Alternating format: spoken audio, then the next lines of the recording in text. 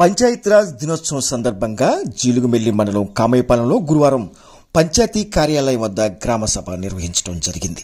ఈ సందర్భంగా కార్యదర్శి ఎల్ రవికుమార్ మాట్లాడుతూ ఉపాధి కూలీలకు ప్రధానమంత్రి సురక్ష బీమా యోజన, జీవనజ్యోతి యోజన పథకాలపై అవగాహన కల్పిస్తున్నట్లు అన్నారు. ఈ పథకాలు ఉపాధి కూలీలకు ఎంతగానో ఉపయోగపడుతుందని అందరూ సద్వినియోగం చేసుకోవాలని ఆయన కోరారు. ఈ కార్యక్రమంలో ఉపాధి హామీ ఫీల్డ్ అసిస్టెంట్ ప్రగాఢ మంగరాజు, సచివాలయ సిబ్బంది, ఉపాధి కూలీలు పాల్గొన్నారు.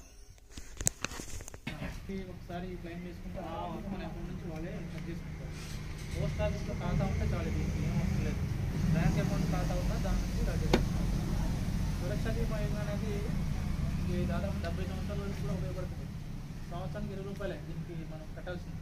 ఎంత 20 రూపాయలు కట్టయితే సరిపోతుంది. దీని ఏదైనా క్లైమ్ అయితే మనకు దాదాపు 2 లక్షల వరకు ఆర్థిక బీమా అనేది వస్తుంది. అది ప్రమాదవశాత్తు జరిగినా ఏదైనా జరిగినా సరే.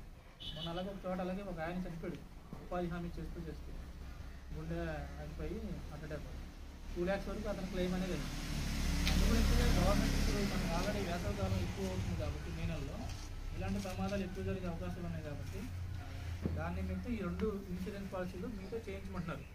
దానికి మీకు ఎన్ఆర్జీఎస్ నుంచి ఫీల్డ్ అసిస్టెంట్ గారు అలాగే మా సచివాలయ సిబ్బంది కూడా మీతో చేయిస్తారు. మీకు దానికి కావాల్సింది ఏంటంటే, నా పేరు రవికుమార్, పంచాయతీ కార్యదర్శిగా పనిచేస్తాను కామేపాలెం. ఈరోజు గ్రామ పంచాయతీ కార్యాలయంలో మహాత్మా గాంధీ జాతీయ ఉపాధి హామీ కూలీలు ఎవరైతే ఉన్నారో వాళ్ళందరికీ కూడా ప్రభుత్వ ఆదేశాల మేరకు ప్రధానమంత్రి జీవనజ్యోతి యోజన అలాగే ప్రధానమంత్రి సురక్ష బీమా యోజన ఈ 2 ఇన్సూరెన్స్ పాలసీలు అండి. ఇవి కనుక మనకు మహాత్మా గాంధీ ఉపాధి హామీ కూలీలతో అప్లికేషన్ చేయించడం జరుగుతుంది ఈరోజు.